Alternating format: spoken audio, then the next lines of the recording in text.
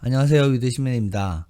오늘은 성공 낙찰 전략반 4기를 수강하신 많은 회원님들이 보내주신 2주차, 3주차 과제를 총합적으로 분석을 한 결과를 유튜브로 찍어서 한번 올려볼까 합니다. 많은 분들이 참여를 하지는 못하셨고요. 총 7분께서 입찰가를 산정하셔서 보내주셨는데 그 결과로 나오는 입찰가의 산정이 어땠을까 하는 부분을 오늘은 분석해 보고자 합니다. 한 분 한 분 보면서 말씀을 드릴 건데요. 같은 아파트를 같은 타이밍에 입찰을 함에 있어서 그 전략과 포트폴리오 또 원하는 수익률 그리고 그 물건을 받고자 하는 의지 등에 따라서 너무나 다르게 나오는 결과를 확인하실 수 있습니다. 이 부분들을 비교하시면서 보시면 좋을 것 같고 항목에 개선했으면 좋겠다 하는 부분들은 별도로 조금 정리를 해드렸으니까 하나하나 짚으면서 말씀을 들어볼게요. 입찰가가 높은 순으로 정리가 되어 있습니다. 좀 전에 말씀드린 것처럼 개인별 포트폴리오와 전략에 따라서 너무나 큰 수익률이 차이가 날 수 있는 물건이고 수익률이 차이가 나는 원인이 무엇인지에 대해서 확인을 해서 본인이 노릴 수 있는 전략이 있는가 여부를 충분히 파악이 필요한 건이다 라고 판단하시면 좋을 것 같습니다. 먼저 첫 번째 분의 실수는 이 물건이 7동 1504호예요. 1504호인 걸 알면서 아마 기재 오류일 수도 있는데 혹시나 인지의 오류, 즉 진짜 7동 504호라고 생각을 하셨다면 15층은 탑층이잖아요.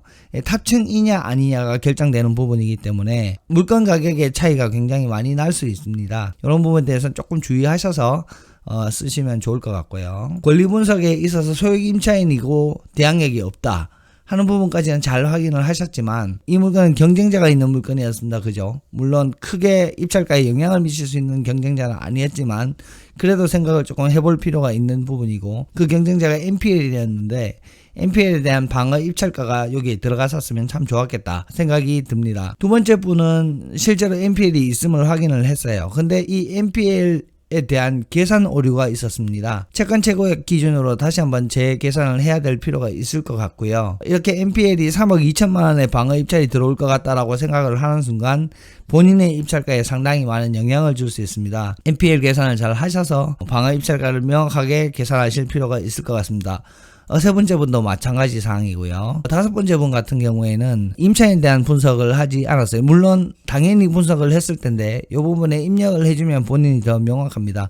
내려와 보시면 명도비를 너무너무 잘 잡았거든요. 보증금 2천만 원을 전부 다 최우선 변제를 받기 때문에 워스트 케이스 같은 경우 150만 원 정도의 이사비 정도가 들어갈 것이고 타겟 케이스 같은 경우에는 위로금 정도 30만 원 정도만 드리면서 마무리를 할 것이다 라고 잡은 이 전략 자체는 굉장히 좋은데 위에서 정리를 할 때 명확하게 정리를 해서 가면 좋을 것 같고요. 선순위 근저당과 후순위 대부에 대한 부분을 잘 정리를 해주셨고 그런데 권리관계를 조금 확인을 해보실 필요가 있는 것 같아요. 제가 알기로는 선순위 대부로 알고 있는 부분이거든요.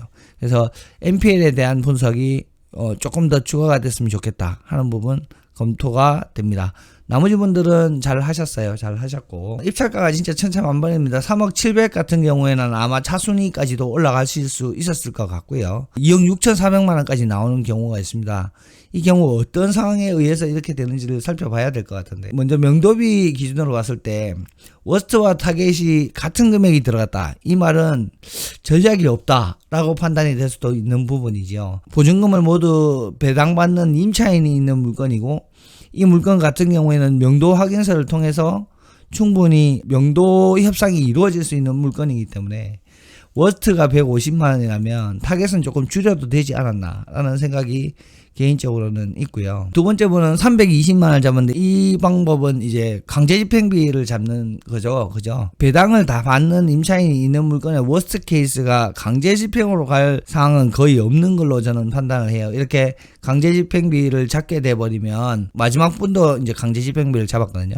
강제집행비를 잡아버리면 같은 조건에서 입찰가에 대한 경쟁력이 굉장히 많이 떨어질 수 있습니다. 그래서 조금은 공격적으로 명도비를 잡으셔도 좋았었을 있었을 것 같다라는 생각이 들고요. 관리비는 개인별로 계산이 들어간 금액들이 아마 들어가 있을 것 같은데, 이렇게 두 번째 분처럼 타겟에서 관리비가 아예 들지 않을 것이다. 이건 어쩌면 임차인이 배당받아 나갈 거니까 협상을 통해서 관리비를 임차인이 다 내고 가게끔 할 것이다 라고 생각을 할 수도 있기는 한데, 혹시 이 부분이 틀려질 경우에 실투비가 늘어나고 수익률이 줄어들 수 있는 상황이 될 수 있으므로 어느 정도의 관리비는 잡아놓고 가는 것이 맞다라고 판단이 되고, 또한 실제로 명도 과정에서 관리비가 전혀 들지 않았다 하더라도 나중에 세팅을 하는 그 공실 기간 동안에 발생할 수 있는 공용 관리비 정도는 기본으로 잡아 두셨어야 한다라는 생각이 듭니다. 네 번째 분 같은 경우에 워스트와 타겟의 금액이 전부 다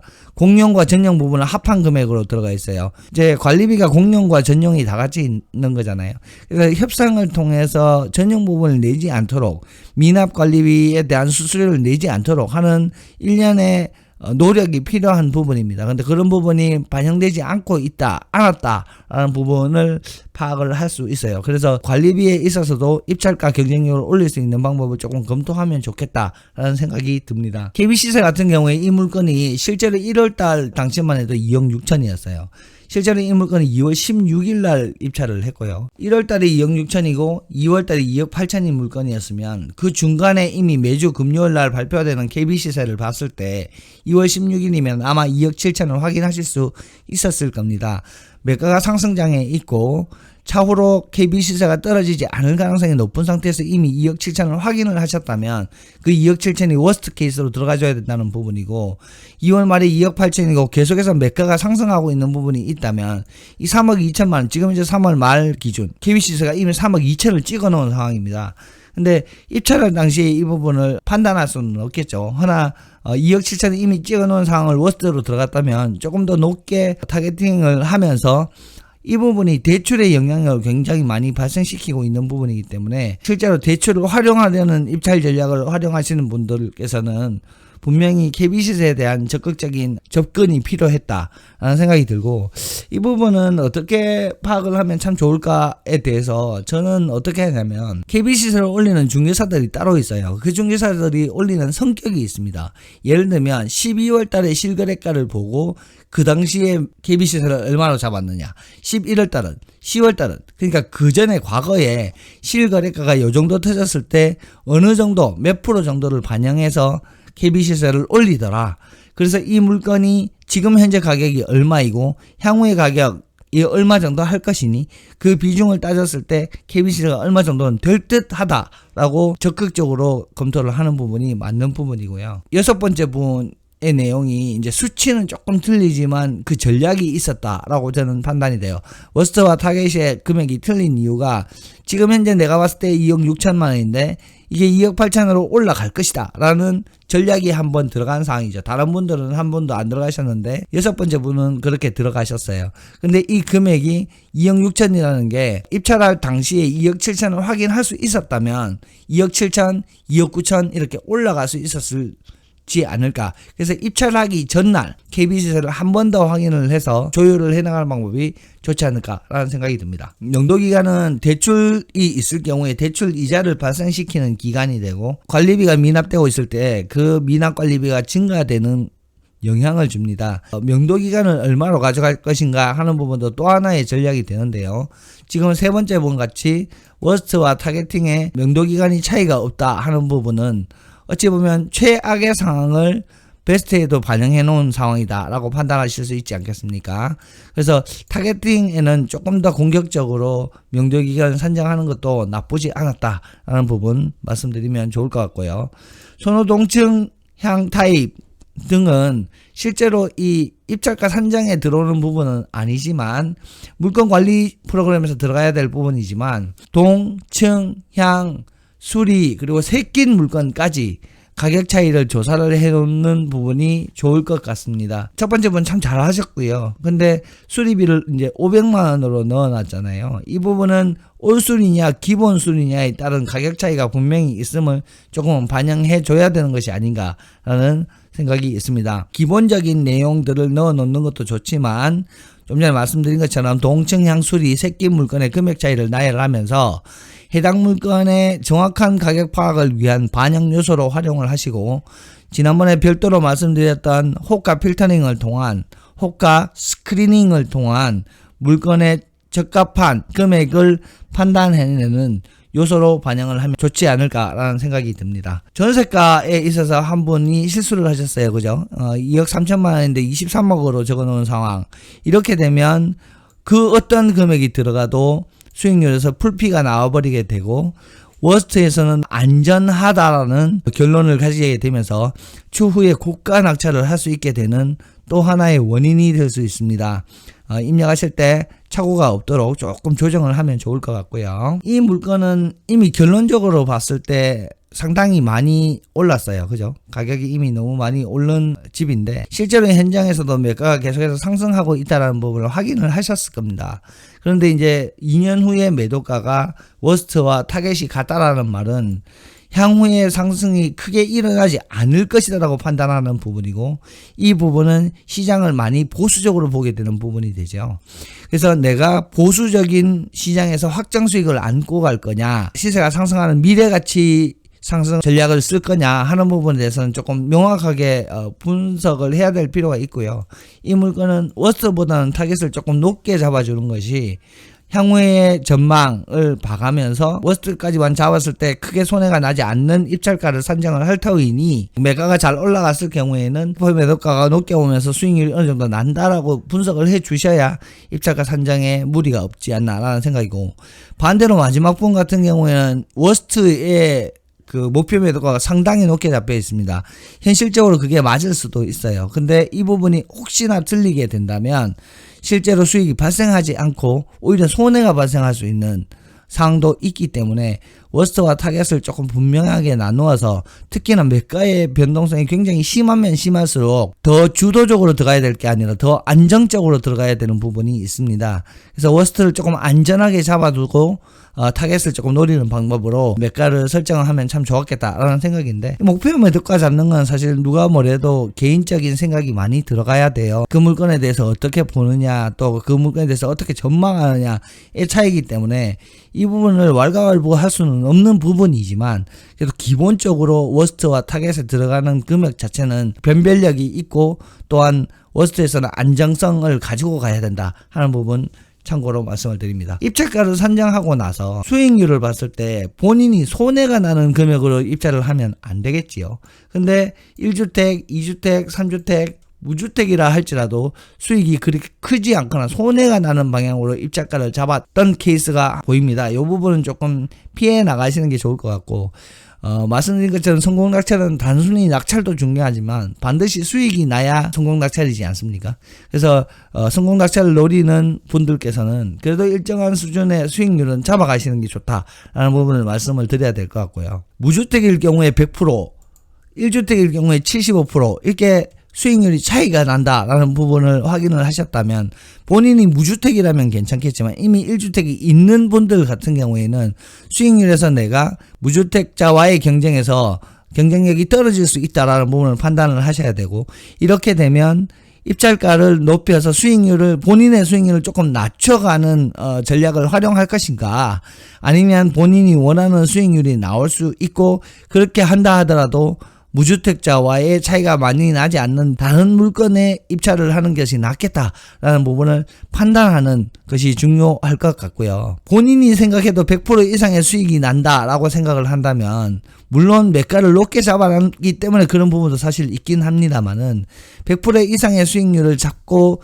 접근할 만큼 경쟁이 작거나 매가의 상승력이 작지 않은 물건이었습니다. 이 물건. 그래서 조금 수익률을 낮춰 잡았으면 참 좋았겠다라는 생각이 들고, 어찌 보면 첫 번째 분이 이제 수익률 같은 경우에는 100%가 조금 못되게 잡아서 들어간 다음에 추후에 추가 상승이 일어난다면 플러스 알파로 가져갈 것이다 라고 분석을 했다면 잘 잡은 케이스인데, 이렇게 수익률을 잘 잡아두고 본인이 입찰가를 얼마나 더 높일 수 있는가에 대해서 검토를 하셨어야 돼요. 우리 너무 잘 알고 있지만 이 물건의 평균 실가 대비 낙찰가율이 대략 한 95% 정도, 94에서 95% 정도가 나오는 상황이에요. 그러면 최소한 워스트에서는 95% 정도가 나올 수 있도록 입찰가를 맞춰줘야 되고요. 95%, 94%가 나오고 있는 이 상황에서 90%가 되지 않는 금액으로 입찰가를 잡는다면 수익률이 만족할지는 모르겠으나 입찰가가 낙찰의 가능성에 떨어진다라는 부분을 판단을 하셔야 되고,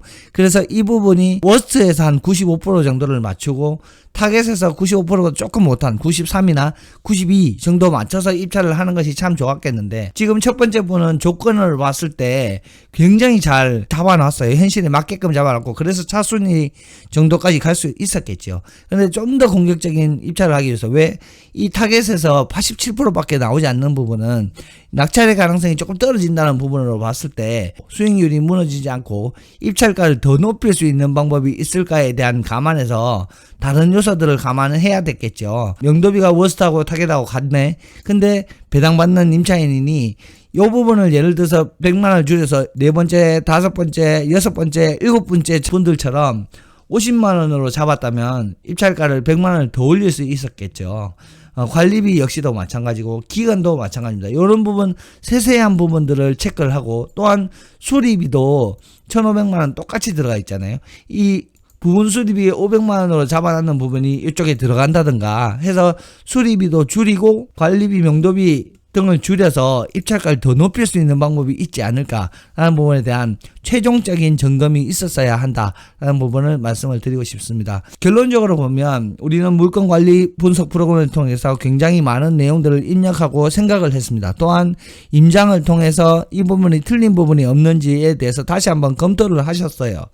그 상황에서 입찰가를 산정함에 있어서는 가장 공격적인 입찰가, 가장 적극적인 입찰가가 들어가줘야 되는 부분, 그래서 낙찰을 위한 낙찰가를 산정하는 것은 아니지만 수익률이 어느 정도 확보되어 있는 상태에서 다른 조정 사항들을 조정을 해내서 입찰가를 올렸을 때도 수익률이 무너지지 않게끔 하는 상황으로 가면서 수익률은 본인이 원하는 수익률을 최대한 맞추고, 낙찰의 가능성은 임금 매각 사례 분석을 통한 실가 대비 평균 낙찰가율이 어느 정도 만족하는 수준으로 입찰가를 정해내면서 입찰가를 최대한 높여서 낙찰의 가능성을 맞춰가는 방식으로 진행을 하면 참 좋겠다라는 생각이 듭니다. 이번 성공낙찰반 사기 회원님들의 내용들을 조금 살펴봤는데요.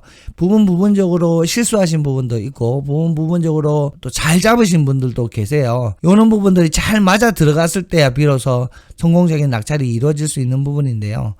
이번에 안내드린 사항들 본인 것뿐만 아니라 다른 분들도 이렇게 쓸 수 있구나, 같은 물건인데 바라보는 방향이 이렇게 다를 수도 있구나, 같은 방식으로 진행을 하면서도 이런 실수가 나올 수 있고 이런 실수가 수익률 또는 입찰가 상장에 영향을 미칠 수 있구나, 최종적으로는 실가 대비 입찰가와 수익률을 두 개를 만족할 수 있는 전략이 구사되어야 하는구나 등을 생각하시면서 다음 물건의 전략을 짜실 때 충분히 반영이 되었으면 좋겠고, 그래서 성공적인 낙찰이 이루어질 수 있기를 기원해 봅니다. 성공낙찰반 사기 회원님들 모두 고생 많으셨고요.